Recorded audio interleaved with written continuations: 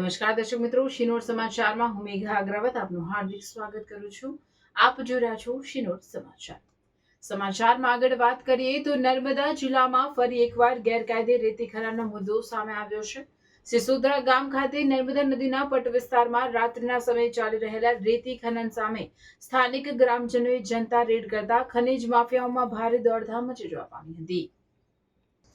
નર્મદા જિલ્લાના સિસોદરા ગામે નર્મદા નદીના પટ વિસ્તારમાં રાત્રિ દરમિયાન ગેરકાયદે રેતી ખનન થતું હોવાની જાણ સ્થાનિક ગ્રામજનોને થતાં તેઓ એકત્રિત થઈ સ્થળ પર જનતા રેડ કરી હતી। આ મામલે ખાણ ખનીજ વિભાગ, રાજપીપળા તથા આમલેથા પોલીસ સ્ટેશનને જાણ કરવામાં આવી હતી। જાણ થતાં જ ખાણ ખનીજ વિભાગની ટીમ અને આમલેથા પોલીસની ટીમ તાત્કાલિક સિસોદરા ગામે પહોંચી સ્થળ પર તપાસ હાથ ધરી હતી।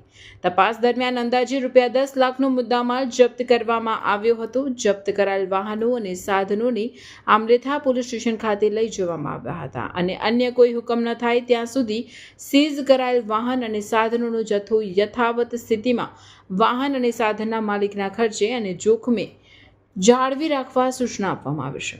રિપોર્ટર પિયુષ વસાવા, શિનોર સમાચાર ન્યૂઝ, રાજપીપળા, નર્મદા। કાયદેસર અને બિનમંજૂર થયેલી લીઝમાંથી ખનન કરેલું છે, ગેરકાયદેસર રેતીનું ખનન કરેલું છે। રાત્રે ગામજનો ભેગા થઈને આ બધા જનતા રેડ કરી હતી। બધા બહુ ગામજનો હતા। અહીંયા આગળ 6 ટ્રેક્ટર અને 3 લોડર એ અહીંયાનું રેતી ખનન કરતા હતા। એમ લોકોને રૂબરૂ પકડ્યા હતા।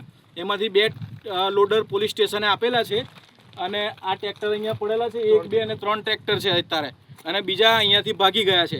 વારંવાર સરકારી તંત્રને રજૂઆત કરવા છતાંય કોઈ પણ એક્શન લેતા નથી।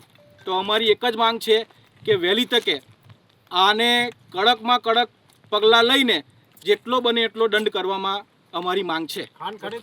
અને ખાણ ખનીજ વિભાગને બી જાણ કરેલ છે, તે છતાંય ઊભા રહીને એમની હાજરીમાં આ લોકો રેતી કાઢે છે। એ લોકો કશું જ કરતા નથી।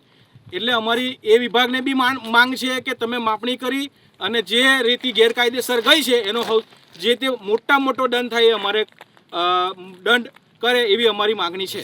અને ફરી કોઈ વાર ગેરકાયદેસર રીતે કોઈ પણ જાતની રેતી અહીંયાથી ખનન થવી જોઈએ ના।